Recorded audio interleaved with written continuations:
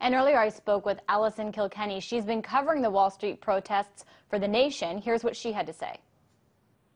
From what I gather from other reports and other journalists who I know were there, was that the protesters are claiming that the police escorted them actually onto the bridge, and they were never told at any point to turn around or to stop. Now, the NYPD directly contradicts that claim and says that they did tell the protesters that they were to stop. Someone, a captain, I believe, at some point used a bullhorn telling them to turn around. Now, what's curious about this is there's been video emerging online showing that indeed the protesters, or excuse me, the police either led the protesters across the bridge or were passively marching at the front of this group, leading them. At some point, a captain did use a bullhorn telling them that they would all be arrested, but it's unclear when that happened. The protesters say that a bullhorn, the first time a bullhorn appeared wasn't until netting had already been pulled behind them, and there was no way for them to retreat. So we're, of course, hearing contradicting claims right now. The NYPD putting the burden on protesters, and the protesters that are saying that the NYPD actually led them across the bridge. A lot of questions, and we don't know exactly how that's going to shake out and who's going to win in that PR war, but it's interesting that the Transport Workers Union is going to court to try to stop the city from forcing bus drivers to transport Wall Street protesters arrested by the NYPD. Of course, last week, this union voted to support the protesters. I'm curious if you think union support is going to be a turning point for this movement. Yeah, that's an interesting question, and it's an exciting time for the movement, because the central criticism on Occupy Wall Street has been that, you know, they're scattered ideologically, they're not very organized, and unions are actually known for their organization and their ability to deploy tens of thousands of individuals in a very rapid manner. So this could address the central criticism that Occupy Wall Street has had directed at them. So it'll be interesting to see what happens. You know, the SEIU is getting involved, TWU, as you said. So October 5th is actually the big union involvement day. There's going to be a march, and we'll see what happens. We will see what happens. Of course, unions are a large reason why we see so many protesters out on the streets in Europe and in other countries that have strong union labor movements.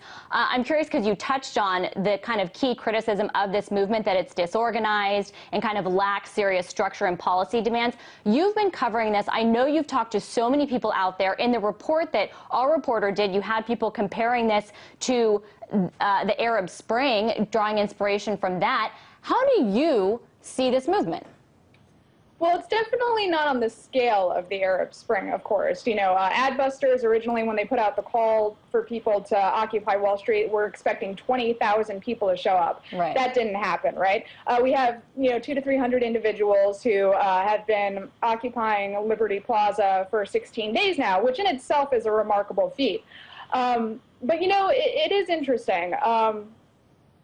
We definitely aren't seeing an Arab Spring movement right now, but that doesn't mean it's not going to get there. It does have the youth revolutionary spirit behind it. Although I don't want to just say that this is purely a youth-based movement, there are all different types of people in Liberty Plaza. But I do want to address the criticism from the mainstream media that, you know, it's scattered ideologically. I said that. Mm-hmm. But when you speak to these protesters, there is a definite theme going. You know, it is a criticism against Wall Street. It is an anti-corporatist message. They want to get the corporate money out of politics. That's the big message. So I'm reading time and time again that the media is saying that, you know, we don't know why they're there. And in my mind, that's really lazy journalism, because if you go down there and you ask people, you do start to get this theme.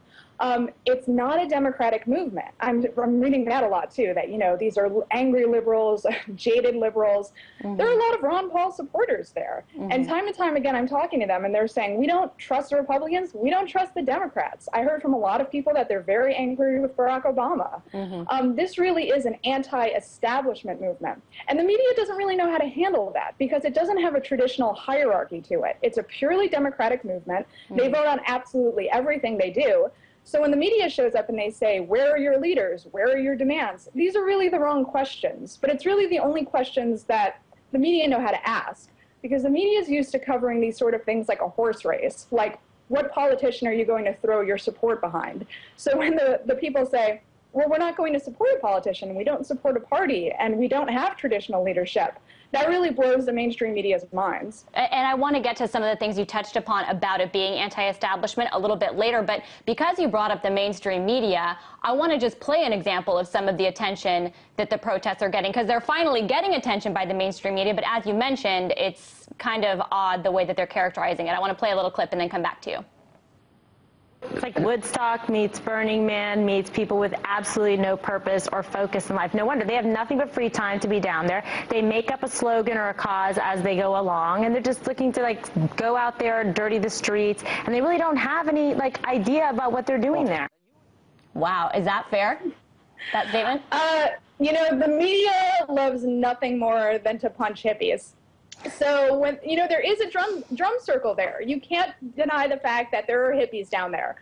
But, you know, I personally don't hold anything against hippies. You know, hippies haven't done as much damage to this country as, say, Goldman Sachs. Hey, yeah. So the fact that they're there, it's sort of, you know, a natural byproduct of having a large, primarily liberal gathering, you know, where it's like the hippies show up because, yes, the hippies love to protest.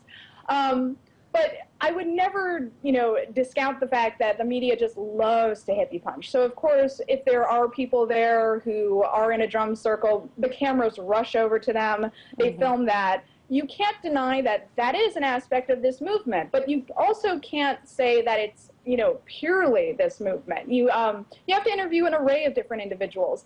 And lazy journalists don't like to do that. Lazy journalists tend to find the craziest person at a protest like this and call them the default ambassador of the entire movement, which is really unfair.